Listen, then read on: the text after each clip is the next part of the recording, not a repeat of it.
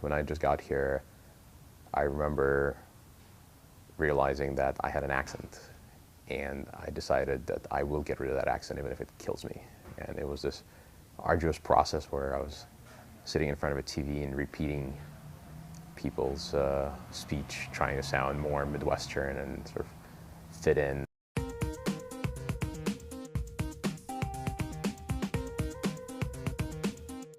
Max Levchin, I founded Slide. Before that, I co-founded PayPal and some other companies.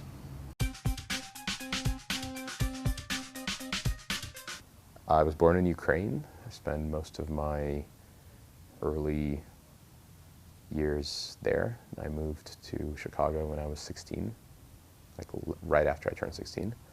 And as of a couple of years ago, I've lived in the States longer than I'd lived there. I went to the University of Illinois in Champaign-Urbana. Was Andreessen hanging around when you were in the college? He was. He and I didn't really know each other. I knew of him. I don't know if I think we met, but I don't think we talked much. There was a whole sort of a clique of computer science students that was pretty active in on-campus efforts and into sort of various extracurricular programming activities, things like that. And those groups were sort of feeder groups into employment at NCSA, National Center for Supercomputing Applications. And so when Andreessen was working there, that's when he created Mosaic. And then as he left to start Netscape, he actually pulled away 5 other guys. And so there's a sudden brain vacuum at CNSA. And so they aggressively turn around to younger classmen like me and start hiring us to fill out those spots. And even as that happened, more guys started leaving NCSA because more companies were being created. And so like the next one was Spyglass, and then Amazon was created, and they start pulling out graduate students from Illinois. So there was this huge opportunity to go work on cool applications at NCSA or Beckman Institute. And so that's how I primarily knew Andreessen as of him as someone who left and created all these job opportunities because they paid a lot better than other jobs on campus.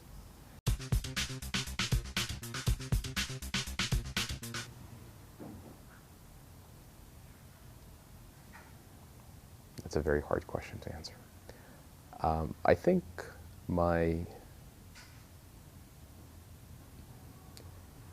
it's always tempting to define yourself in some absolute sense where you wake up every morning and you know you want to change the world and you just go and do it.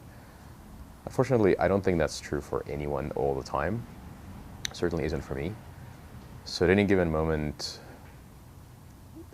what makes me tick is some combination of desperate desire to remain relevant, to make things that people care about, probably some very strong competitive streak where if I see a friend or a competitor or someone I know making something awesome, look myself in the mirror and ask, why am I not making that? Or why am I not making something even more awesome? Like I should go and immediately do something more interesting. So some combination of competitiveness, desire to continually remain kind of in what's important in the group of relevant actors are maybe the 2 primary things. But a lot of times I just want to have fun, and so I wake up and I try to do fun things.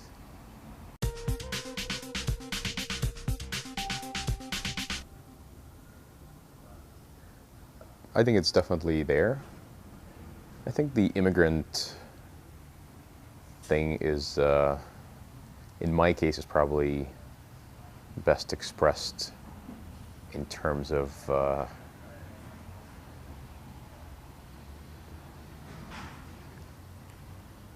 wanting to fit in. Sounds really awful, but there's some variant of that concept that really drives, or certainly drove a lot of my behavior. When I just got here, I remember realizing that I had an accent, and I decided that I will get rid of that accent even if it kills me. And it was this arduous process where I was sitting in front of a TV and repeating people's speech, trying to sound more Midwestern and sort of fit in. And ultimately, I could actually never explain to myself why does it matter so much. I wasn't certainly savvy enough to sort of political correctness and labor politics to think about it consciously as well. I'll get a better job if I don't sound like I'm from overseas, but I just wanted to be like everyone else or better. And so there's a lot of this, I should be able to do better than that, or something like that, that drives my particular variant of the immigrant ethic. But there's definitely a strong sense of I work too hard to fall back down or something like that, which is what you're talking about.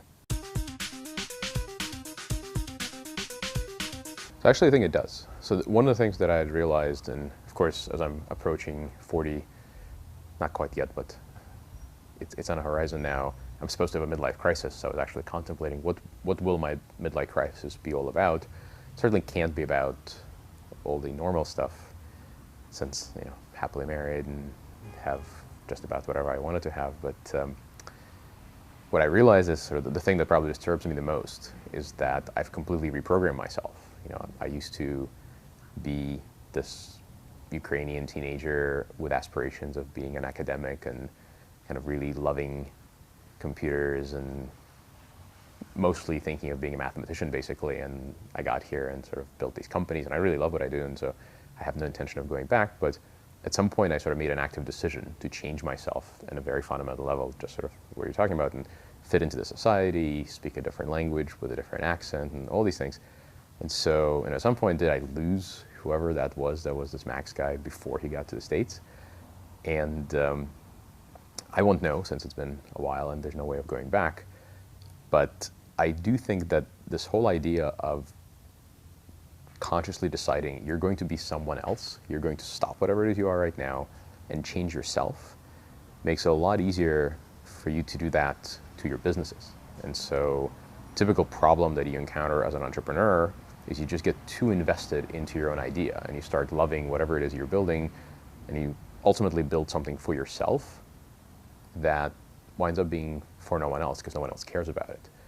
If you go through the transformation process of redefining yourself at a fundamental level, it's a lot easier to redefine a business. That's just one little facet of your personality or your interests. Like, what's the big deal? Like, you change the way your brain works, certainly be able to change the way your business model works. So I've never had much trouble at all pivoting whatever company I was working on, I think because of that. I just did that at 16 pretty successfully.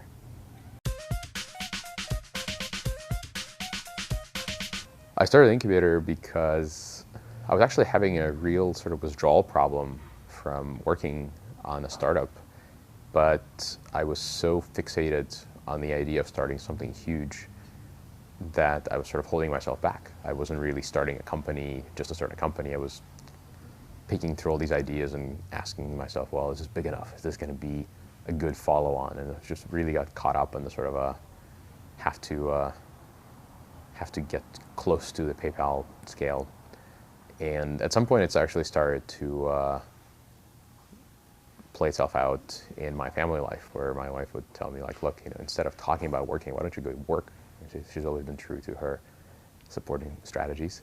And so one day I said, you know what, since I don't know what I'm going to do, I'm going to, on the assumption that I don't know. And so I'll start a meta startup that incubates other startups. It wasn't really a true incubator in the sense that it didn't really have people that would come in and start companies around. It was essentially just a brainstorming club for me and my 2 or 3 closest friends. And we hung out and brainstormed and would build quick prototypes. And if they didn't work, we'd toss them out and keep going. My original assumption was going to be that the primary source of ideas would be just me, and everyone else would kind of help out, but it'd be up to me to come up with a really great winning strategy for something. But it turned out that of the 2 surviving outcomes from the incubator, one half was my ideas and my sort of effort, namely Slide, but the other half was actually exactly what you'd expect an incubator to have done. 2 guys got together, had a really great idea, built it, and I just funded it and sort of let them use some of the space in the building that we had, not too far away from here actually, and that's Yelp. So in that sense, it wound up being an incubator, but it wasn't by design.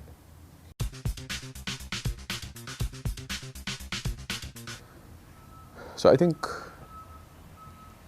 it's always tempting to create progressions and sort of try to predict the next step. So if you look at, just as you described, search, find, search, discover, what's next? It's kind of an interesting question to ask.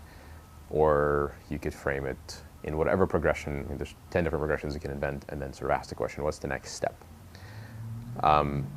One such progression that I thought about at some point, if you go back to design of networks, and as a telecom guy, you probably remember this, you have the OSI model of 7 layers, which are all made up. Nobody really builds networks like that, but it's a good abstraction.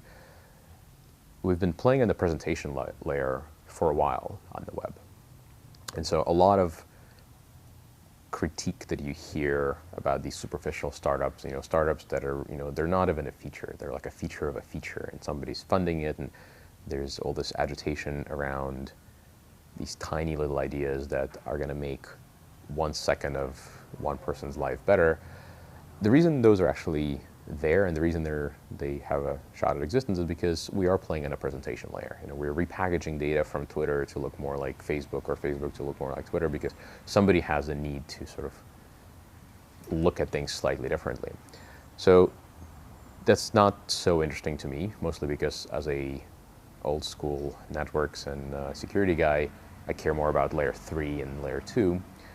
If you go back to those layers, you can sort of see that most communication systems that were invented in the early days of ARPANET in the sort of the 60s and early 60s, early 70s, have all been reinvented and reinvented and reinvented again. So if you look at email, it stayed mostly like email was in the 60s, but it's gotten smarter and better and became first client-based and then became web-based, and now it's mobile and it's interoperable across multiple networks. So it's kind of it's a natural progression. So there are many infrastructure projects that have now been more or less completed and have been moved to the presentation layer.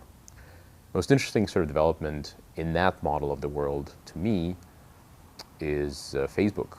Not because of any of the social stuff that they're doing or that they've done so successfully, but because they took a relatively well-understood concept of social networking, which is really just creating a club for people to hang out and see their friends. And it's been done before, Friendster and Rise and all these companies, and successfully introduced themselves into the infrastructure of the web. They went from playing in a presentation layer down to layer 3 or layer 2 or whatever there really is.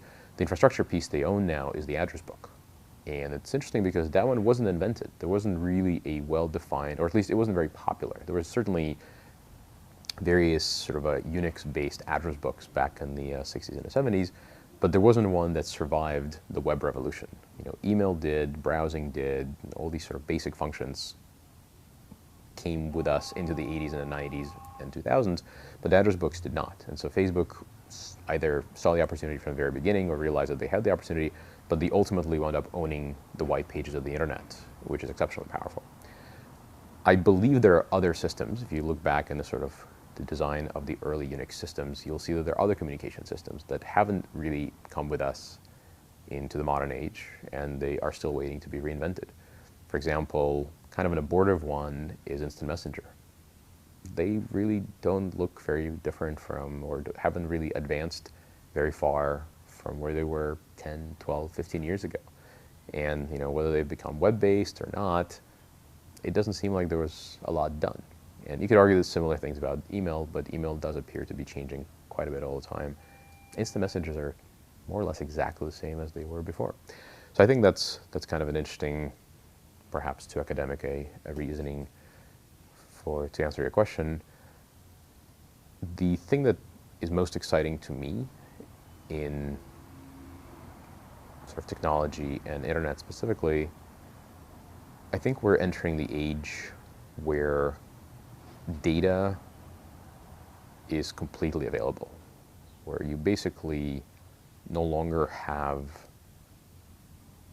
a situation, the probability of you having access to whatever data you ultimately want based on, independent of time and space you're in, is just about now. Like we've really cleared the last few barriers of, oh no, there's no cell phone coverage here. Or remember when the idea of a satellite phone was actually an important idea, not because it was satellites, but because it was the only thing you could more or less guarantee would be visible. Like if you were in a desert, then it would be hard to get coverage. These days, most deserts have Wi-Fi towers, probably. Not quite yet, but they will very soon. So, or cheap satellite phones for that matter. So having the data fully available anywhere you go is super powerful. That means the amount of services, and especially personalized services, things that cater to you exactly based on who you are and where you are and the time that you're in, is just going to explode. And if you look around today, my experience on the streets of San Francisco is actually very similar to yours, even though you and I have completely different interests, food preferences, friend lists. There are all these things that make us very different humans. And yet, most of the time we spend outside, or most of our day, is pretty self-similar. And it doesn't have to be that way. Like, there are many, many opportunities to create experiences for us that are perfectly catered to who we are and what we want. So I think that's kind of a whole neat genre that's going to start emerging. And one scientific, sci-fi-ish portion of it is augmented reality, which is something I'm a big fan of. But there's lots of other stuff just like that, that's just coming around the corner. I feel like I'm rambling now.